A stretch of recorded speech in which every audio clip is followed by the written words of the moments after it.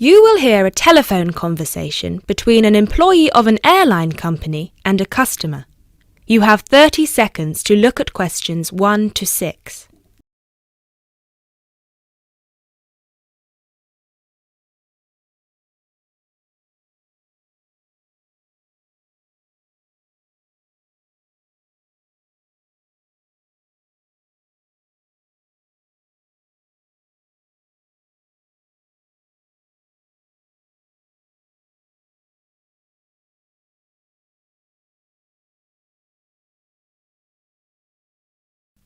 GB Airlines, this is Kyle speaking. How can I help?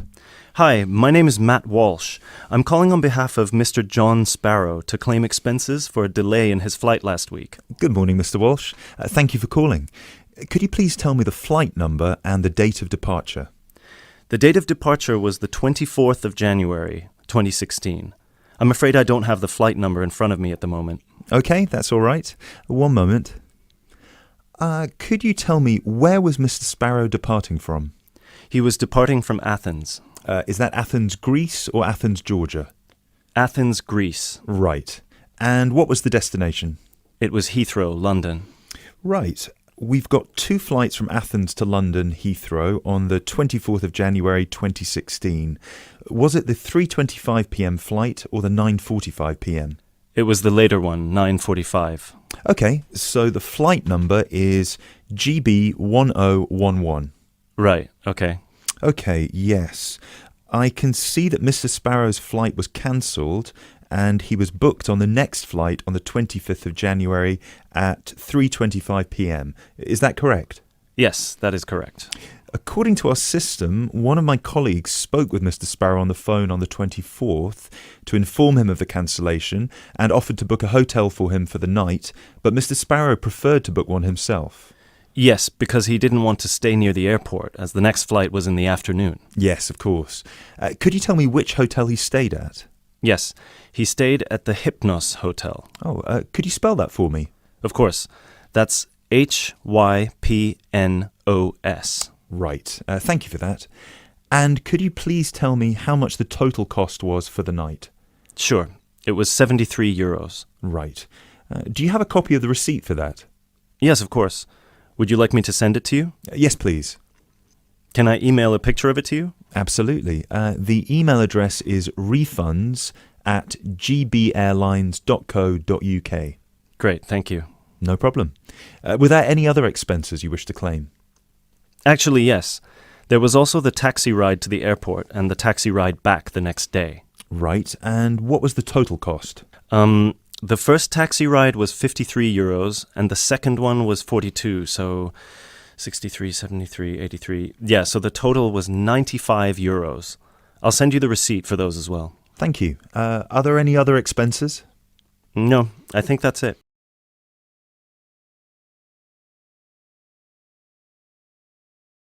You now have 30 seconds to look at questions 7 to 10.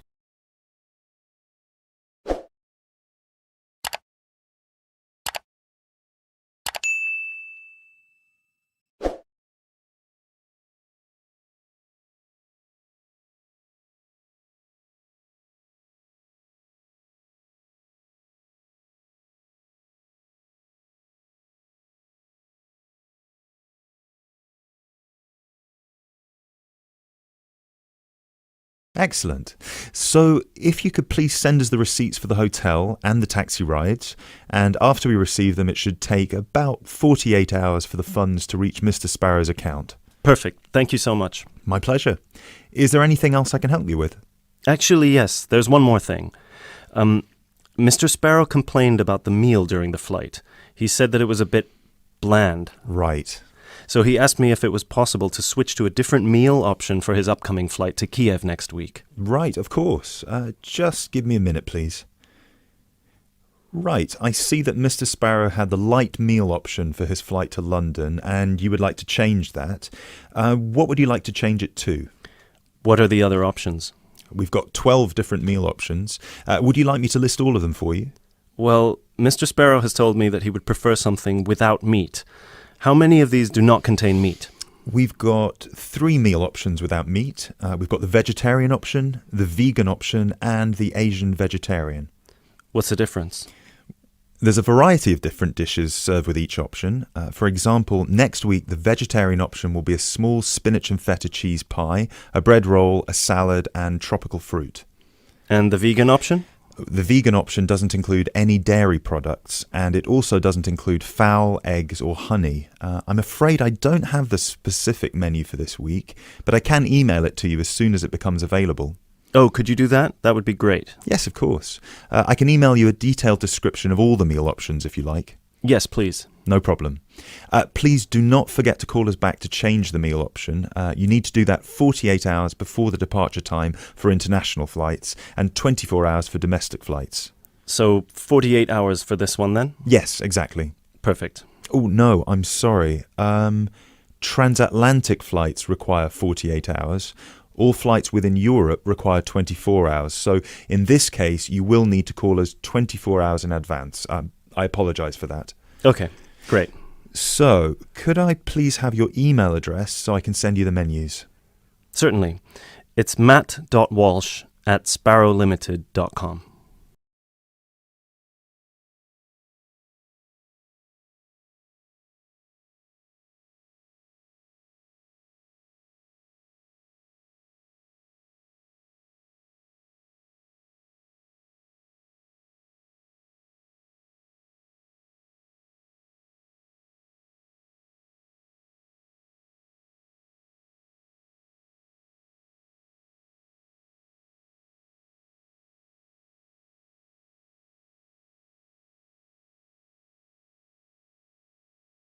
You will hear a conversation between a radio presenter and an author. You have 30 seconds to look at questions 11 to 14.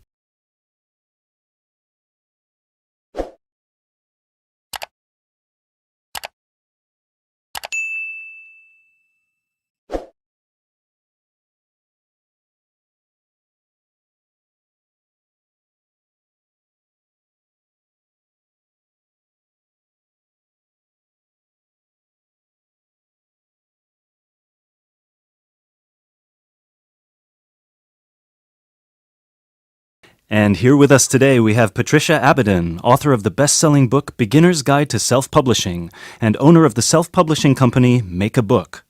Hello. Hello, Patricia. Now, I know a lot of our listeners are interested in self-publishing their novels, but they don't know where to start. As a successful self-published author, what would you say are some of the pitfalls they'd need to avoid? I'm glad you asked that, Mark.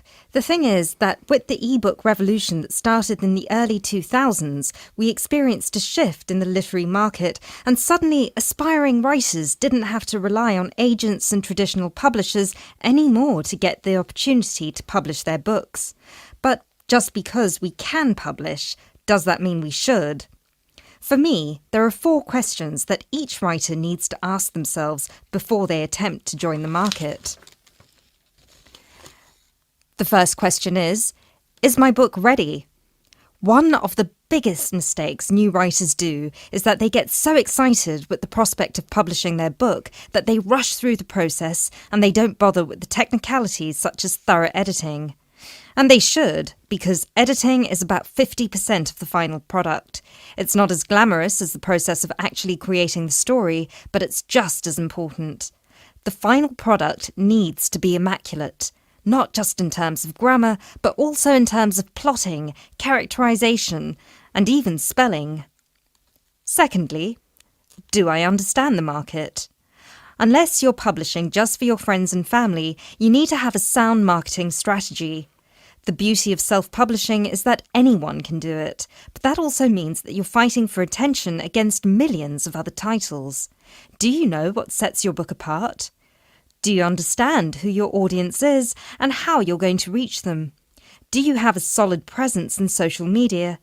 In general, do you know how you're going to sell the book to people? The third question, and I hope I don't sound too pragmatic, is, have I worked out how much money I'm willing to spend? This extends beyond the cost of self-publishing itself, obviously. There's the cost of advertising, the cost of proofreading and copy editing, the cost of giving away free copies to reviewers, and let's not forget the cost of a professionally done cover. The truth is that the more you see your book as an investment, the more of a return you're going to get. But either way, you need to know what your available funds are. And the final thing is something most writers overlook, but it's just as important as the other three.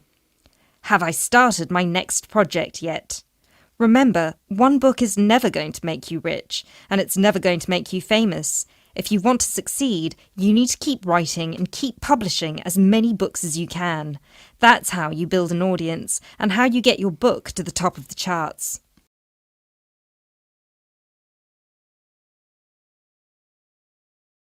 You now have 30 seconds to look at questions 15 to 17.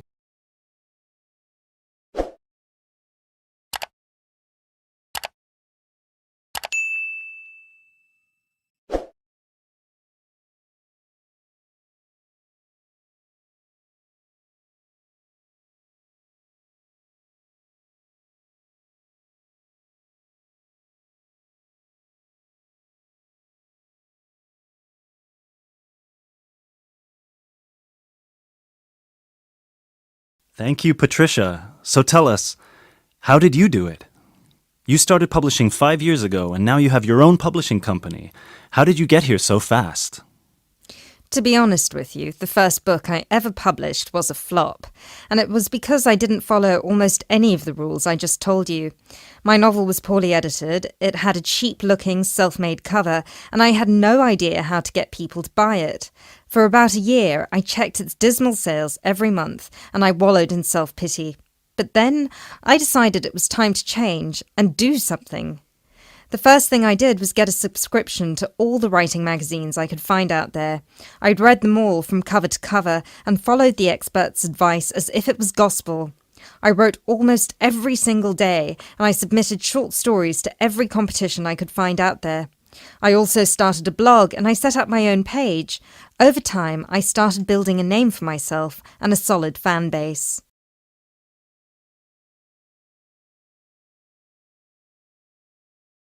You now have 30 seconds to look at questions 18 to 20.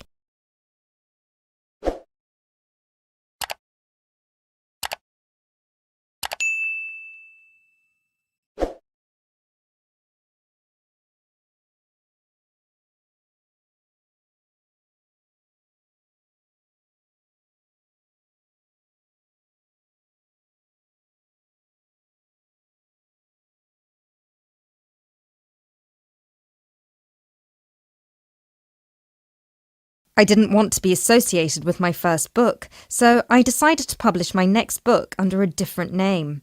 This time I sought professional help with editing, and I spent months working on it until it was ready. I also sought the advice of friends who worked in marketing and tech-savvy friends who helped me come up with a marketing plan. Since I already had a platform, my website and my social media pages, it was much easier to reach the people who would be interested in reading my book. And of course, while all of this was happening, I was also in the middle of my next novel, which I planned to have ready for editing by the time the previous one was out. So, yeah, I published my second book about 2 years after my first, and it was a completely different experience. And now, here I am. Thank you very much, Patricia. I'm sure our listeners have been inspired by your story.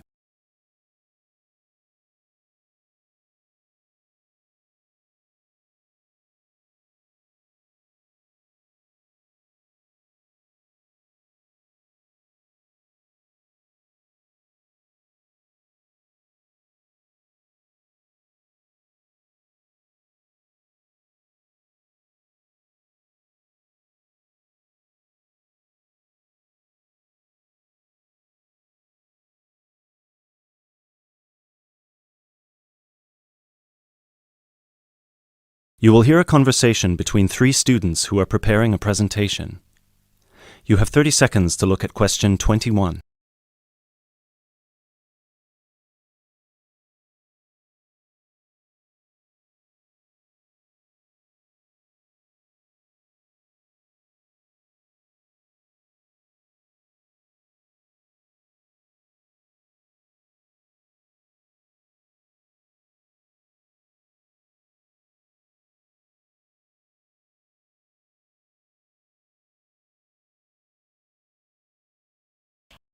Hey guys!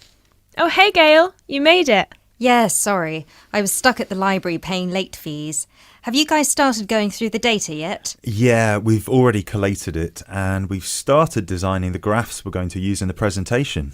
Oh, really? That's fast. Well, anyway, here's what we've got so far. Okay, so... Wow, 38% said they thought about quitting school in the first year. That's a huge number. Yeah, and only 10% said they were happy at school from beginning to end. Amazing, isn't it? Yeah, I thought the majority would be happy here. Well, just remember that about 30% of the school population are foreign students, and from the UK students, only 2% are actually from the area. So, I guess it makes sense that people would miss home. Yeah, but to want to actually quit school... Well, they didn't want to exactly, they just thought about it. You now have 30 seconds to look at questions 22 to 25.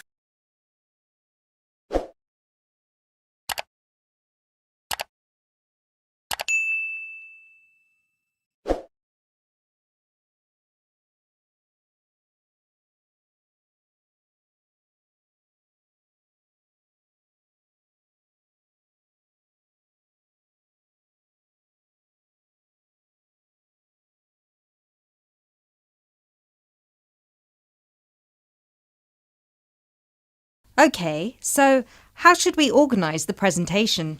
What did you guys decide?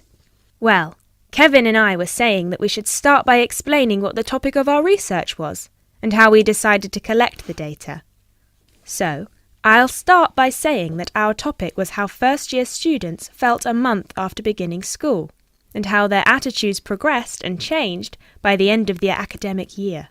So then we were thinking that I should explain that the population we want to study was obviously first-year students, but because we need their complete experience from the beginning to the end of their first year, we'd have to actually poll students in their second and third year. And then we said that you should explain how we access the population. So I'll say that we got the permission from the school to go to different classes from different departments and hand out the surveys in paper form, right? Right. And that it took us about 3 weeks to complete this part of our research. So then we need to describe the 3 different areas of focus of our survey. So Lindsay can do that. Say that the survey had 3 sections. The first one asking just some general questions about the age, gender, nationality and field of study of each student. Then the second one focused on how they felt in their first 6 months at school. And the third, how they felt in the summer after their first year was complete. That sounds good.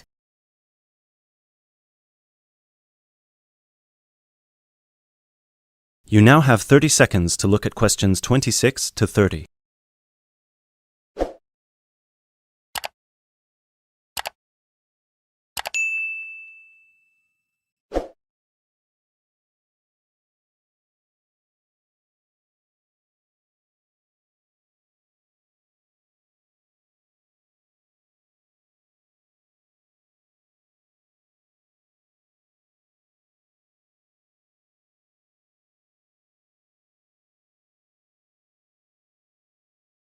Okay, so let me see the breakdown.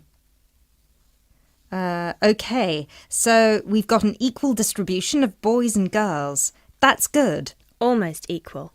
51% of the participants were boys, the rest were girls. Right, and 70% of the participants were British, while the other 30% were... 10% were from America and Asia, 2% were from Africa, and 18% were European. We had a small number of Australians as well, 0.03%, so I guess Europeans were 17.97% if you want to be precise. Which we should. Anyway, and obviously the age was all 20 or 21, with a few 19-year-olds. Only about 5%. No, wait. 4%. Right? No, it's 5%. Look. Right. Okay, so Lindsay will describe the 3 sections, and then you, Kevin, you'll describe the demographic and geographical breakdown, and You can start with the graph, and then we'll all explain the data together. Right, so we'll put this graph up on the board and explain that most students experience some form of homesickness or mild depression in the beginning of their course. But we need to point out that by the end of the year, it was only 5% that still felt like quitting school. Yeah, but remember that we didn't actually have the opportunity to interview or poll any of the students who left school. So the information we have only relates to current students, and those numbers might be bigger in reality. Yeah, I guess we need to mention that. But we did check the dropout rate for the last 2 years, and it was very low, so at the end of the day, the numbers can't be much bigger. Yeah. Anyway, so after we explain the data and we show the 3 graphs with the background information and the responses for 6 months and 1 year, we should spend some time also talking about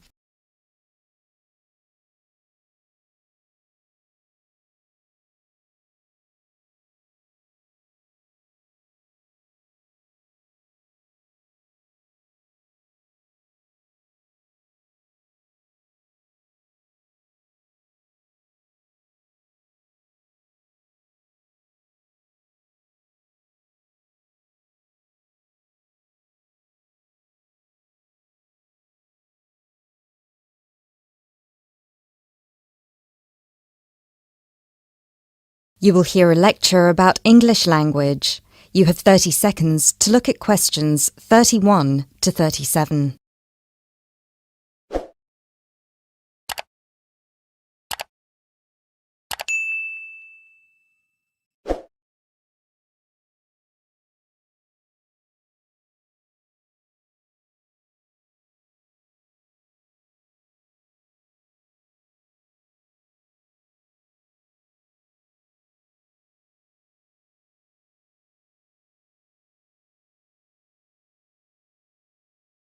Those of you who were here last week will remember that we talked about the journey of the English language from its early Indo-European origins through to Old English, Middle English, and then to early and late modern English before it reached the form that it has today. Today, we will be continuing that theme by focusing on the future of the English language and all the places it might go from here.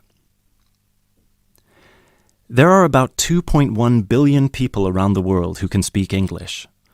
Out of these, only 400 million are native speakers, which means that 4 in 5 English speakers are non-natives. This is obviously quite an impressive number, considering that just 2 centuries ago, in 1801, there were only about 20 million speakers of English around the world, and languages like French and German were ahead of English in terms of how many people were using them. But what does it mean?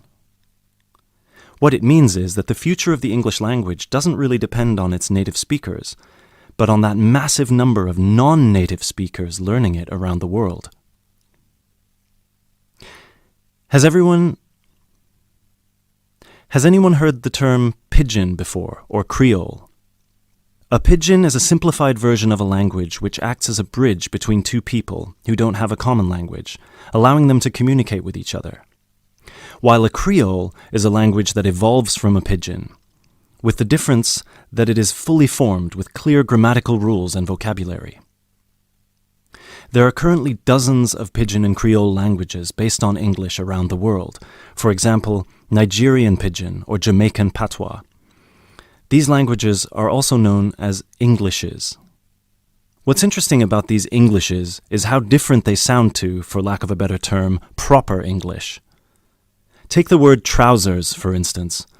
In Sheng, which is a Kenyan Creole language, they're called longi because they're long. But even versions of English that are recognized as official variations or dialects still differ greatly from each other. Americans and Jamaicans would call the back of a car where you store your luggage the trunk. Britons, Australians, Canadians, and other Commonwealth countries would call it the boot. A subway in the UK is a tunnel under a road that allows pedestrians to cross safely. In the US, it's an underground train.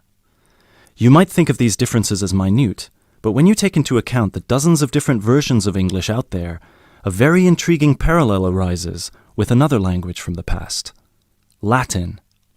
Latin, too, used to be a lingua franca. Nowadays, it's all but dead, spoken only by a few clerics and scholars. At some point in history, it splintered into various different languages which became known as Romance languages. For example, Spanish, Italian, or French. There are some that theorize that the same thing might happen to English in the near or distant future, that all these Englishes we have today in different countries will continue to develop, so pidgins will turn into Creole languages, and Creole languages will turn into just languages, and English itself, as we know it today, will disappear, or become less and less important. It's an interesting theory, if nothing else. You now have 30 seconds to look at questions 38 to 40.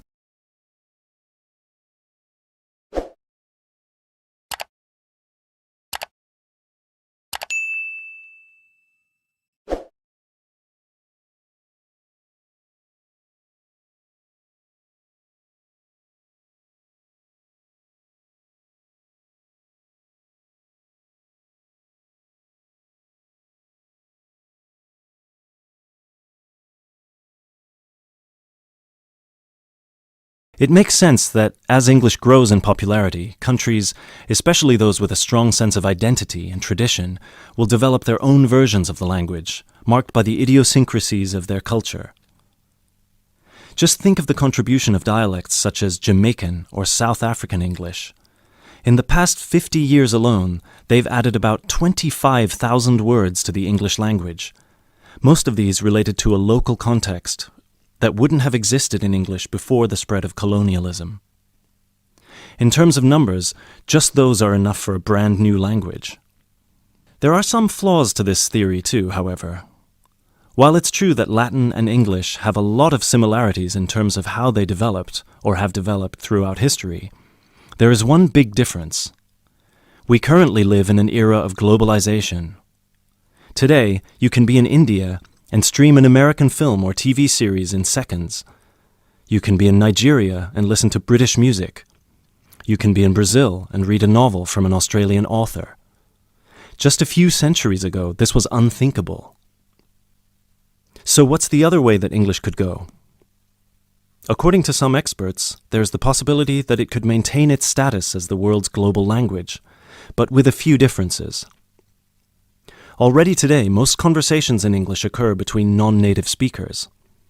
While many of these might be fluent, the majority probably only have an intermediate understanding of the language, devoid of the nuances, colloquialisms, and complex collocations that native speakers employ in their interactions.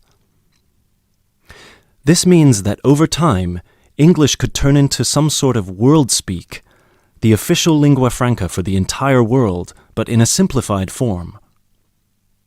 Some scholars have even started trying to develop that version of English by selecting the most useful words in the English vocabulary for non-native speakers to learn. Robert McCrum has compiled a comprehensive list of 1,500 words, for example, a version of English that he calls Globish. And what about traditional native speaker English? It might continue to exist, but lose its popularity, as the previous theory suggests. There are many more theories about the future of the English language, of course.